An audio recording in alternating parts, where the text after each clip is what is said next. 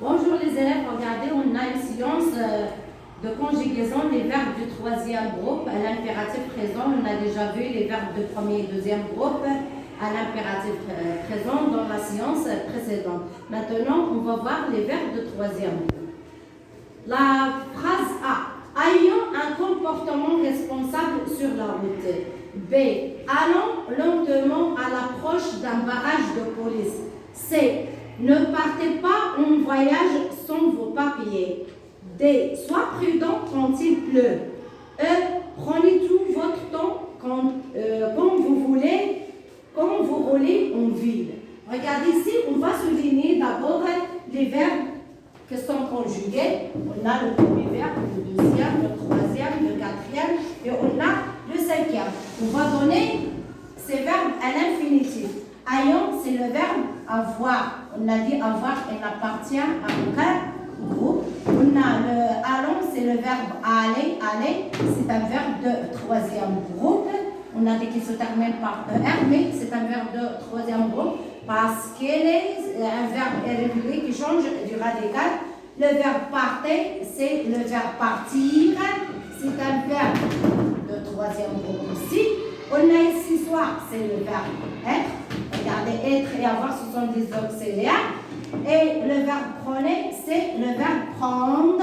C'est un verbe de troisième groupe. Regardez ces verbes-là. Est-ce qu'ils sont précédés des pronoms personnels sujets ici? Non, ils n'ont pas des pronoms personnels sujets. Regardez, pour le premier verbe, avoir, il est conjugué à la première personne du pluriel. Pour le deuxième verbe aller, il est conjugué à la première personne du pluriel. Pour le verbe partir, il est conjugué à la deuxième personne du pluriel. Ici, le verbe être, il est conjugué à la deuxième personne du singulier. Et le verbe prendre à la deuxième personne de pluriel. Regardez ici, qu'est-ce qu'il exprime ces phrases? Ayons un comportement responsable sur la route. Allons lentement à l'approche d'un barrage de police. Ne partez pas en voyage sans vos papiers. Sois prudent quand il pleut. Prenez tout votre temps quand vous roulez en ville. Regardez, ces phrases, elles nous expriment des ordres et des interdictions.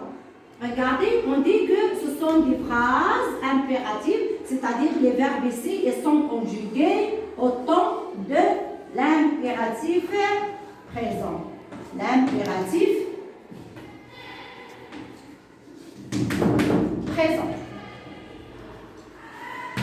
Regardez ici, on a, à l'impératif présent, on a combien de personnes? On a la deuxième personne du singulier, la première et la deuxième personne du pluriel. C'est-à-dire, à l'impératif, on conjugue le verbe à 3 personnes.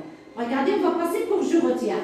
Je retiens. L'impératif est un mode qui ne se conjugue qu'à 3 personnes. On a dit la deuxième personne du singulier, la première et la deuxième personne du pluriel sont les pronoms personnels, c'est-à-dire les phrases impératives, il manque 2 sujets.